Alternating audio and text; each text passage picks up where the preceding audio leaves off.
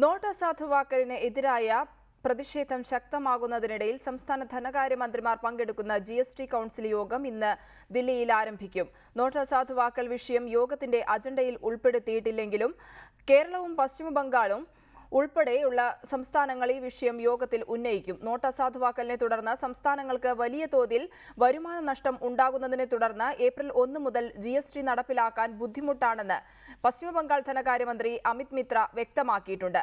അതുപോലെ നോട്ട് പ്രതിസന്ധി കാരണം ജീവനക്കാർക്ക് നൽകേണ്ട ശമ്പളവും പെൻഷനും വിതരണം ചെയ്യാൻ കഴിയുന്നില്ലെന്ന ആശങ്ക കേരളവും യോഗത്തിൽ വ്യക്തമാക്കും. ചെറുകിട വ്യാപാരികളിൽ നിന്ന് സേവന നികുതി പിരിക്കുന്നതിനുള്ള അധികാരം കേന്ദ്ര സർക്കാരിനാണോ അതോ സംസ്ഥാന സർക്കാരുകൾക്കാണോ എന്ന കാര്യത്തിൽ യോഗം തീരുമാനത്തിൽ എത്തിയേക്കും. നാളെ യോഗം സമാപിക്കും.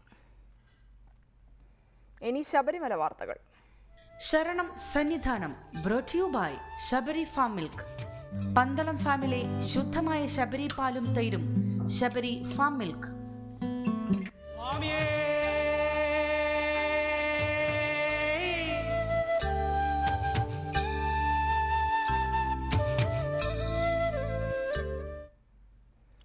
തുടർച്ചയായി 5ാം തവണയും ശബരിമലയിൽ കളരിപ്പയറ്റുമായി തൃശൂർ സ്വദേശി വിനോദ് ഗുരുക്കളുടെ നേതൃത്വത്തിൽ സംഘമെത്തി. മാളികപ്പുറങ്ങൾ ഉൾപ്പെടെ 14 പേരാണ് സന്നിധാനത്ത് കളരിപ്പയറ്റ് അഭ്യസിച്ചത്. ഇത് 5ാം വർഷമാണ് തൃശൂർ സ്വദേശി വിനോദ് ഗുരുക്കളുടെ നേതൃത്വത്തിൽ സന്നിധാനത്ത് കളരിപ്പയറ്റ് അഭ്യസിക്കുന്നത്.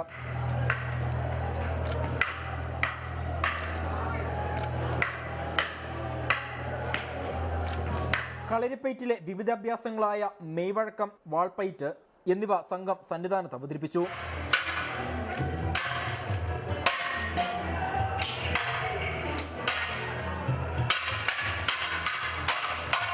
മൂന്ന് മാളികപ്പുറങ്ങൾ ഉൾപ്പെടെ 14 അംഗ സംഘമാണ് സന്നിധാനത്ത് കളരിപ്പയറ്റ് അവതരിപ്പിച്ചത്.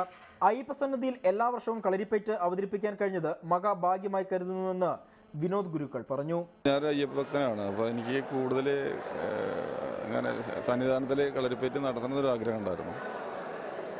അത് 5 വർഷം മുന്നേ നടന്നപ്പോൾ പിന്നെ തുടർന്ന് നടത്തിക്കൊണ്ടുപോകാൻ ഇവിടെയാണെങ്കിൽ ഇവിടുത്തെ മറ്റേ ദേവസ്വം ബോർഡിൻ്റെ ആളുകളും മൊത്തത്തിൽ ഇവിടെ ഇത് നടത്താൻ ആഗ്രഹമുള്ള ആൾക്കാരാണ്. താല്പര്യം പ്രകടിപ്പിക്കാറുണ്ട്. പിന്നെ മീഡിയാസ് കൂടെ വന്നു കഴിഞ്ഞാൽ ഞങ്ങളെ സഹായിക്കാറുണ്ട്. കുട്ടികളുടെ കളരിപ്പയറ്റ് കണ്ടു നിന്നവർ പോലും അത്ഭുതപ്പെട്ടു.